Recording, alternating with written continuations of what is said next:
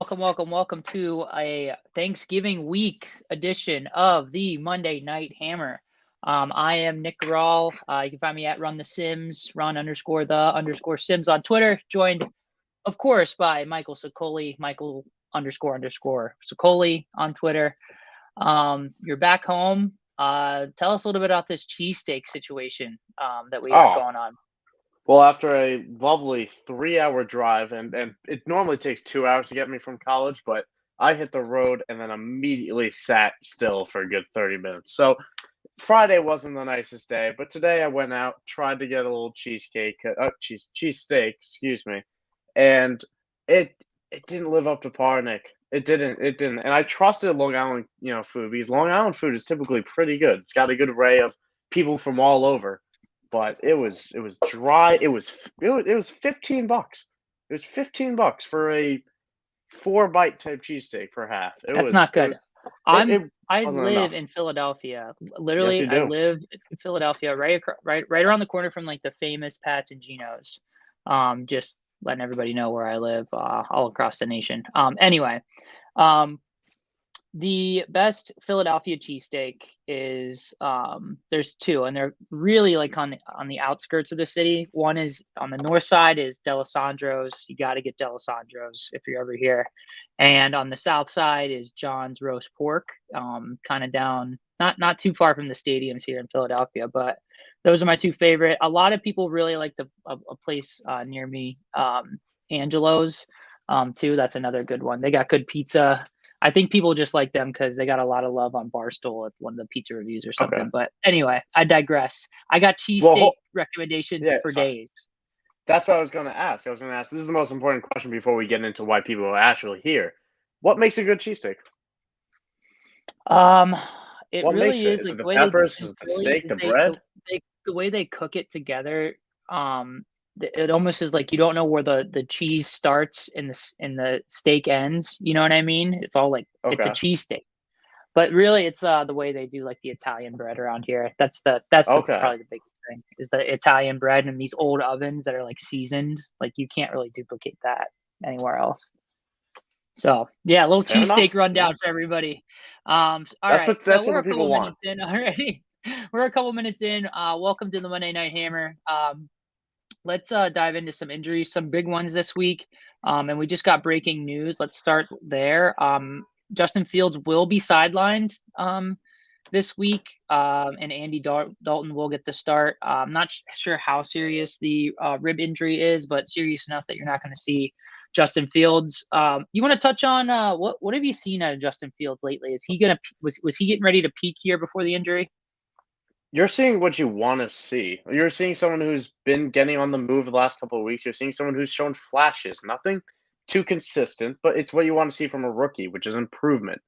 And this injury is brutal. I mean, it's nothing serious. It shouldn't take him out long term. It's a bruised rib. It's the type of thing that I think he could play through if the game actually mattered, but this season doesn't really matter to the Chicago Bears. So Andy Dalton will come in there. Ironically, Darnell Mooney was not doing too much when Fields was in there, but once Dalton got in, he had that huge rip off screen, and I'd expect Yeah, more of that, where they're going to organize some short, quick passes. Dave Montgomery's going to be running to the ground on Thanksgiving. yeah. It's, I mean, it's Darnell Mooney or bust. They didn't even have Allen Robinson this past weekend on a I short think. week. I I think mean, you can miss again. I think you got to give Justin Fields some time in live action, and you do that in this last season, right? So he's going to stay out there. But I mean, like it or not, Andy Dalton's the better NFL quarterback right now.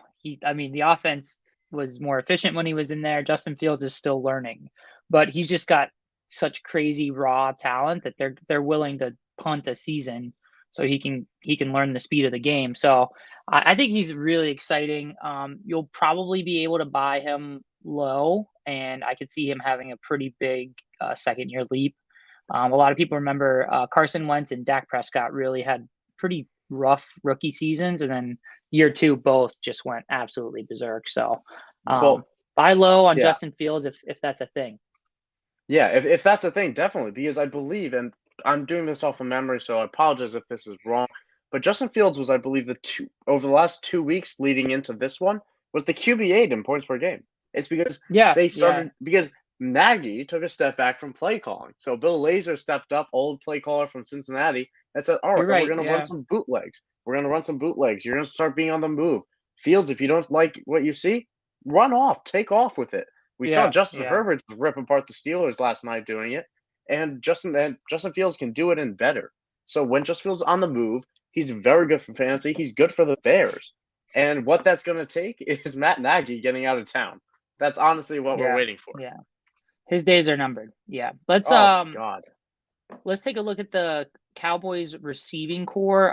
Looks like it's going to be led by Michael Gallup here on Thanksgiving Day because CD Lamb is very unlikely to clear the concussion protocol before that Thursday Thanksgiving game. And Amari, his injury that held him out of this past game is a multi-week injury. And COVID. yeah, so yeah, sorry, COVID. But also, so what do you think? Michael Gallup, is he, I mean, is he an alpha number one? Can he handle double coverage? What do you think? I think Michael Gallup's an incredibly talented receiver. I've thought that for a while, and I think he's shown that. He just hasn't really had the volume to make that monumental leap that you might want to see before locking him in. But I'm locking in Michael Gallup this week. I'm locking in Dalton Schultz this week. We also had Zeke Elliott go down with a little knee injury, a little ankle. It was something on that lower body that he wasn't totally right. He said afterwards that he didn't think it was a big deal. He thought he could have played through if he needed to. He's not expecting it to keep him out Thursday, but it's something to monitor. It's something that you might see a little bit more Tony Pollard than you might be accustomed to. But I'm lining up all Cowboys that are active again. I'm lining up Michael Gallup, I'm lining up Dalton Schultz, I'm lining up Tony Pollard, and I'm lining out Zeke. The question is if I'm in a 20, do I consider Cedric Wilson? That's my only question, honestly, because I'm playing the rest of them. Yeah, that's interesting. Definitely be interesting to see how that shakes out. The Thanksgiving DFS slate is a really, really fun one. So Cedric Wilson will probably be very, very popular, just because you'll need him if you want to play all the superstars. But yeah, let's take another look here. Just really quick because nothing to worry about. AJ Brown seems to be toughing it out. Nothing serious in a chest X-ray. Jordan Howard. Again. Knee out for a few weeks, but Miles Sanders is back. It kind of rendered him irrelevant. I think they're going to give Miles a little bit more against less of a tough defense at New Orleans. If you were worried about Miles Sanders, his stock is starting to tick up. Jarvis Landry, knee unclear, not looking good.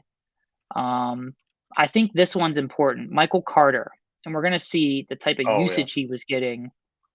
Really over Joe Flacco, Mike White, appearances, like insane usage for a rookie. And it's really it's disappointing he goes down. This is a 2 to 4 week plus week injury, pretty bad ankle sprain.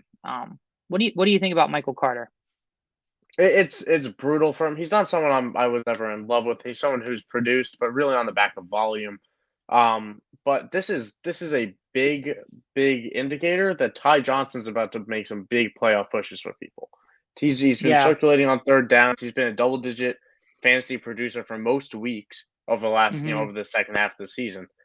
He came on in that once Michael Carter went out, caught a pass, didn't really do too much else this week. But again, with Michael Carter out, Ty Johnson's he fills that void. And if Zach Wilson's back, that's a better indicator for Ty Johnson. With this 1 week sample size of Joe Flacco, I'd be a little bit more worried, but Ty Johnson is a pickup for me. My thing about it is yes, you're getting, Ty Johnson, I don't know that he's going to be the league winner. I feel like he's the bridge. He's the bridge play just because the Jets volume, yes, he's going to get a lot of it, but we're going to see later, it's very inefficient volume. It's not volume that translates to fantasy points at the same rate that an average NFL team would. So it's a trade-off, but it's last man standing. He's going to get all he can handle. And that points per touch is why I'm not targeting Tevin Coleman. Tevin Coleman will probably out carry Ty Johnson, but I don't care about those carries at all. I care about receptions, and that's where Ty Johnson might get them. And again, with Joe Flacco, Joe Flacco did not look his way. And if it's Joe Flacco again, it's a 1 week sample size, but Joe Flacco did not dump down to the running back. So that's Yeah. it's something to be worried about. But if Mike White's out there, if Zach Wilson's out there, Ty Johnson's a locked in PPR play to me. Yeah. Yeah. Very interesting. Definitely will be hot on the waiver wire. I believe I told you to pick him up last week. So if you've been reading the waiver wire article, you already have Ty Johnson. But I'm not going to victory lap a Ty Johnson recommendation though. Not on this Nonsense. podcast. Any other here? So a couple of quick hitters. Jamal Agnew. This one kind of surprised me. I didn't realize that whatever injury he sustained was that bad, but they placed him on the IR. And Adam He's done. Troutman. Yeah. Yeah. So Jamal Agnew's out for yeah. the year. Agnew's out for the year with a hip injury. It, Mhm. people surrounded him as soon as he went down. It looked bad. They're expecting him to be a season-ending hip injury, which, as a guy that's really come on his own, it's 50 to 75% of snaps, ever since like week 4. It's a hit for the offense and not really too much of a boost for anyone else. It's on a Yeah. much lower extent. That's how I compared it. It's like a Jaguars level Robert Woods hit of the guy who's running that motions. He's not there anymore. He's the guy that could be getting to touch anywhere on the field. He's not there. It hurts the Yeah. offense more than it helps a But new here's the thing. benefactor. Yeah, here's the thing. Like, there's a reason Jamal Agnew is a special teams player. He's 5'10", 190. I mean, when you get players that size that aren't super freak athletics, high draft capital, like, we didn't miss on these guys. You know what I mean? We didn't miss on Jamal Agnew. Like, he needs very limited volume, very explosive. He's just some people can't deal with the violence of the game. It's just a size thing. So I just think that's interesting to think about. I mean, I hope he bounces back and proves me wrong. Like, but he's just you got to have a certain size, speed, athleticism profile to be a player that gets volume in the NFL. Is that a Tutu Atwell comment? That is a Tutu Atwell. That's a Tutu comment. Atwell comment. Adam Troutman. What's the word on him? You put him down.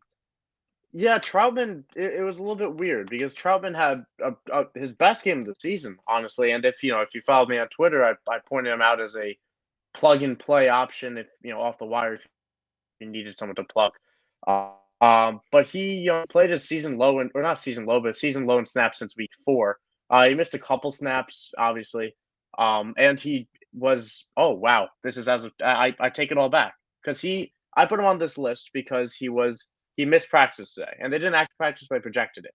But as of 2 hours ago, according to Adam Schefter, he's missing the next 4 to 6 weeks with a sprained MCL. So that's really a little bit tough for the offense. He's been someone who's been plugging and playing as a run blocker, so that hurts that rushing attack. And for someone who's been coming onto his own, Simeon's been hyper targeting him. It's definitely a shame for Adam Troutman. Juwan Johnson's probably the next benefactor, but Nick Vanette's going to step in as a blocker. It's going to remain ugly. It's a shame for some of that. Troutman was looking like a potential second half breakout with the way Trevor Siemian was targeting him. He targeted him 19 times heading into last week. Yeah, that's pretty crazy. Yeah. So a couple disappointing injuries there. But onward and upward. Yeah. So I don't know if the audience realized, all 7 viewers, I have the kimono on, which means we're going to take a look under the hood here. So basically, the long and the short of it is what I did was we used to look at these numbers. The past few weeks we've been looking at, okay, let's take a look at the PPR leaders for the past 4 weeks. Okay. So let me share my screen and just show you what that looks like. I got it right here. We're good. Okay. So if you scroll down a little bit. Yep. Keep going. Right there. Okay. If you zoom in on that. So this is just the table that we've been looking at with PPR points. There's a lot of information in here, so it's kind of tough to parse it all out. But the 2 things that matter most, right? If you scroll up to the top, the 2 things that correlate the most with fantasy points for running backs. If you scroll up to the top to the first graph. Yep. Yeah, right there. Okay. So basically what we're looking at here is that fantasy points correlate with usage, and usage is basically targets and rush attempts, right? So really tight line there. That means that at all levels of usage, it correlates pretty well with fantasy points, but it would be nice to know like who these dots are. Okay. So what we did was I took usage, attempts / targets, put them into a fancy algorithm. And I did it for the past 4 weeks, and it will spit out this plot that will kind of tier players off and show you what kind of year that they're having based off of just their usage. And normally, the same people that are projecting well in this model are also scoring lots of fantasy points. And the players that aren't scoring a lot of fantasy points but are scoring high in the usage model, well, those are players we should target. And there's a couple that we're going to be able to take a look at here in a moment. So it'll make more sense once you see the graph. If you could let me share my screen, I have an updated version. And what I'm going to do, Mike, is I'm going to ask you just basically like, it's like looking at patterns, right? So let's see here. Where we at? All right, here it is. Okay, so. This entire time. Gotta love it. I'm killing it right now. So, like I said, basically, on the y-axis here, we have targets. So players that are near the top of this part of the graph are getting lots of targets. Your Ty Johnsons, your Nyheim Hines, your Kenyon Drakes. Lots of targets, but they're over here on the left because on the bottom, you have attempts. So these are rush attempts. So players up here are players that are getting lots of targets, not a lot of rush attempts. Your satellite backs, your scat backs, right? And in terms of usage, this model says that Kenyon Drake is the worst. Nyheim Hines gets a little more usage, a little more target usage, but less run usage. And Ty Johnson's getting like no run usage, but all targets and the most targets. So those are like your scat backs there.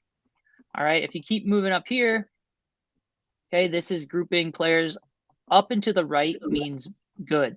This is more fantasy points. Okay. So what you see here is your Austin Eckler's, your Leonard Fournette's, your Daryl Henderson, your Cordell Patterson's, your Mark Ingram's, players in the last 4 weeks getting a solid amount of targets, a solid amount of rush attempts.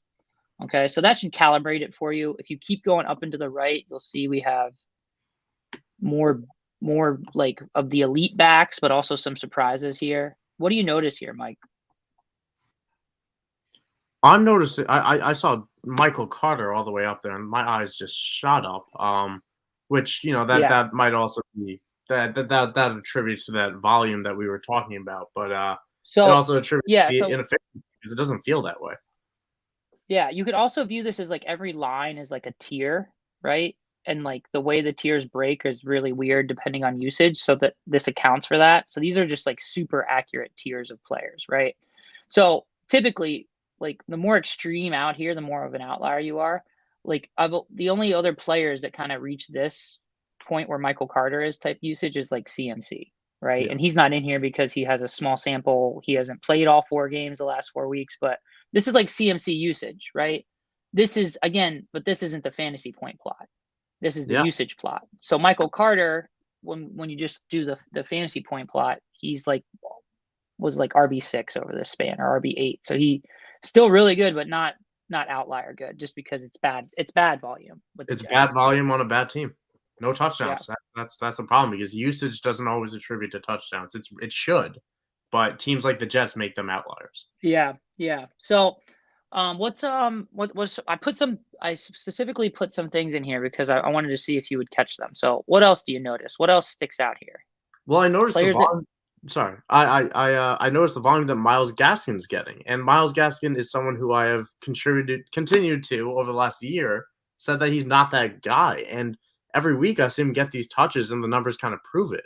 But I think this is one of those rare opportunities, kind of like Michael Carter, where bad teams and volume. It's not always a match made in heaven. Yeah. So the crazy thing is he's up here projecting with your Alvin Kamara's, DeAndre Swift. He's in that same like band here. Yep. Right. He's very much like in his own little island though, right here. But ahead of Derrick Henry. He should be scoring way more than he is, and the reason is maybe he's not all that good. I think he is. I think he's pretty explosive. Okay. Most likely, it's the Dolphins having literally the worst offensive line in the league. I think that in a couple different places you look. Establish a run, Brandon Thorne grades them as the worst. PFF is not kind to them in the rankings either. So yeah, good catch. Miles Gaskin's a weird one because the usage is there. And that's why you're seeing like he's been flip-flopping weeks. Is like good week, bad week. He had another good week. So bench him next week, right? Mm-hmm. What else do you notice? I also noticed what? Sorry.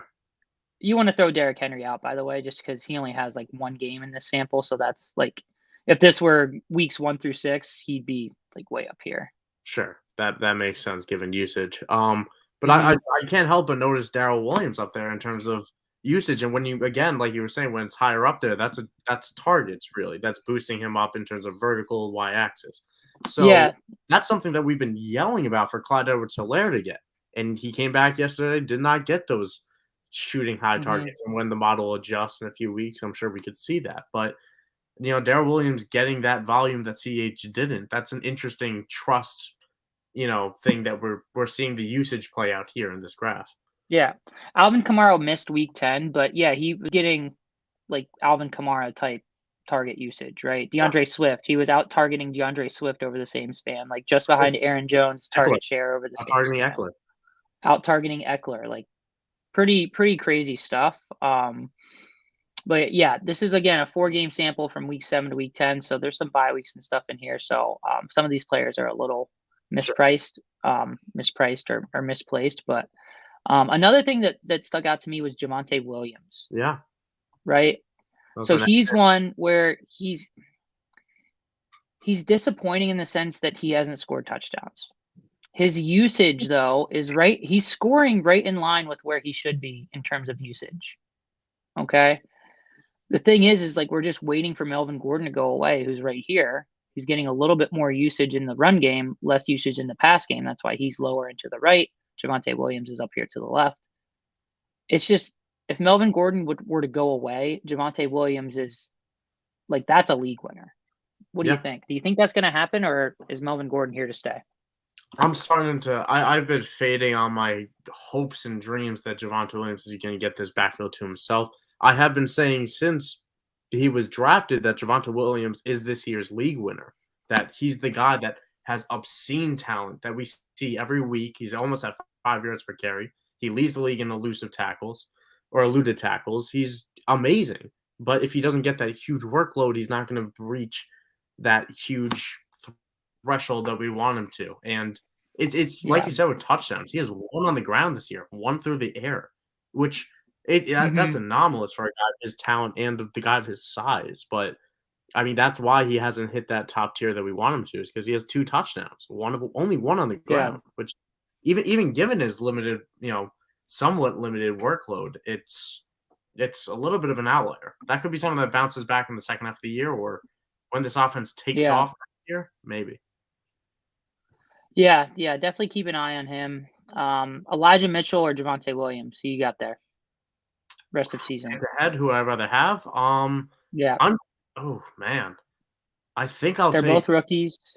I think I'll take the shot on Javonte Williams being my league winner, because if Melvin Gordon goes down, I'm not losing with Javonte Williams in my lineup. That's where I tend to lean. And I do think Jeff Wilson, as bad as he is going to continue to mix in. They saw Trey Sermon get some work this week. Maybe he starts seeing some work. I don't know. Elijah Mitchell's still the guy. That's a good one. That's a good one, though.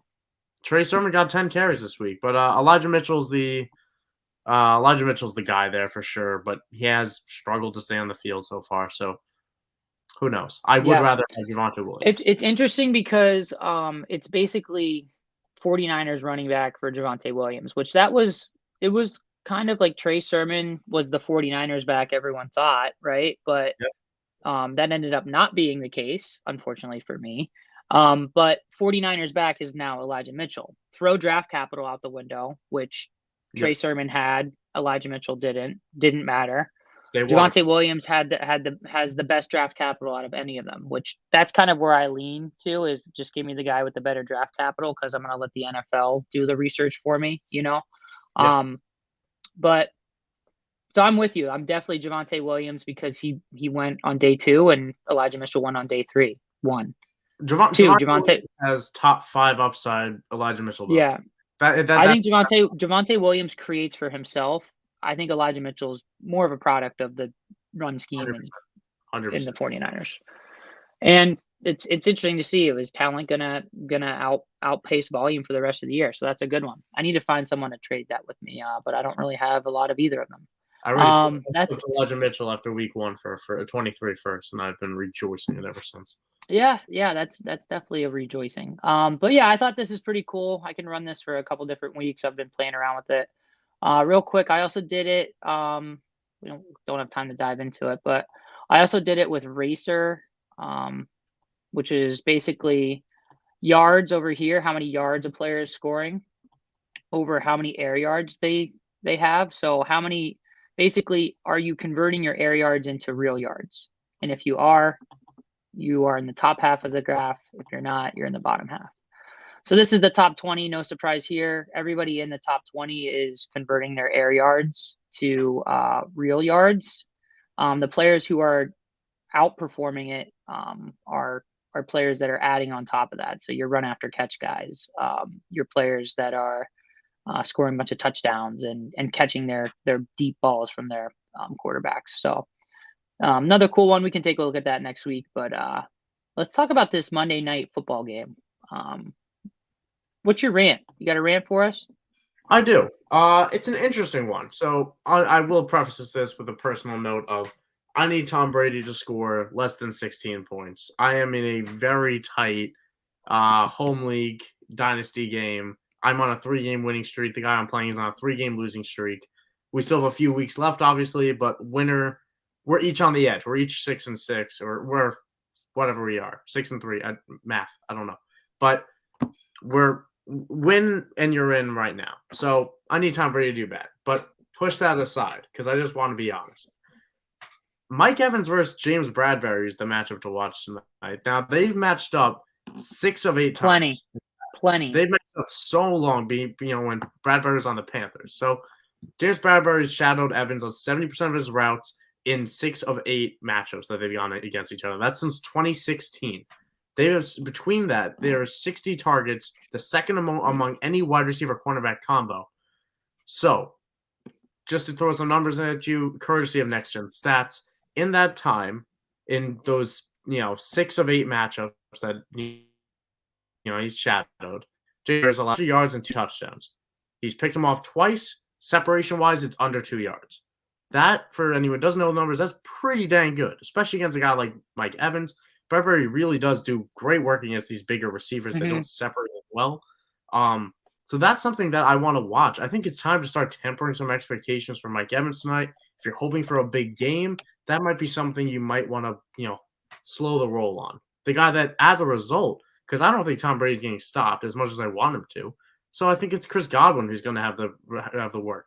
He's going to catch some balls. He's going to have a solid PPR day. And Rob Gronkowski, in his return to the lineup, is in my captain spot right now. Because I think Rob Gronkowski catches the touchdowns. I think that Brady has missed Gronk a tremendous amount. The Bucs have been a bit toothless since Gronk's been out. It's been, they're skating by. They haven't been blowing out. Brady hasn't been the efficient self that he's been. He's missed Gronk so much, and they have not found Cameron Brady's not Gronk, even at this stage of his career.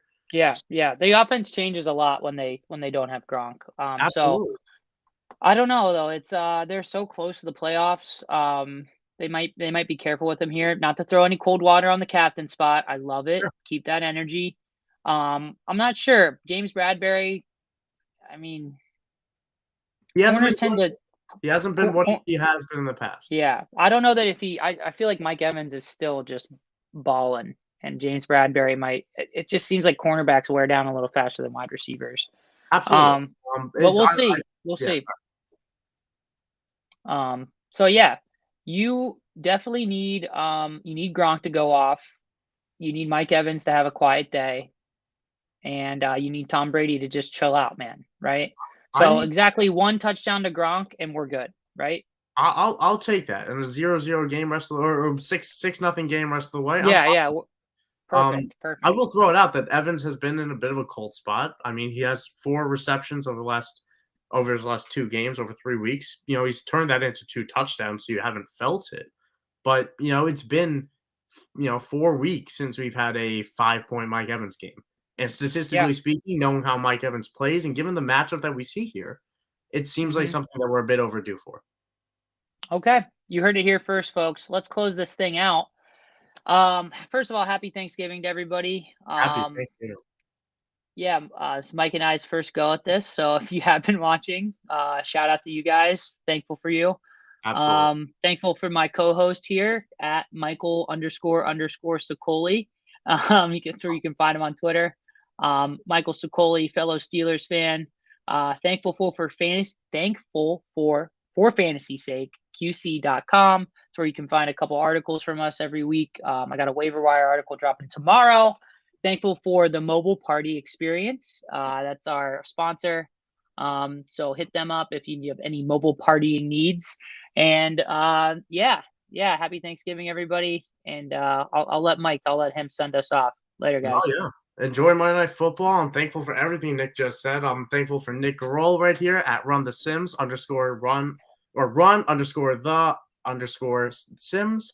I don't know if I just got that right. I'm still working. It's all good. I'm learning in progress of the concluding part. But I want you guys to all enjoy Monday Night Football. I want you guys to enjoy Thursday night or Thursday day football. All the food on the table. Be thankful. It's been a tough year. Thankful for everyone who's been tuning in. I reiterate all that. So thank you. Enjoy the game. All right. Later.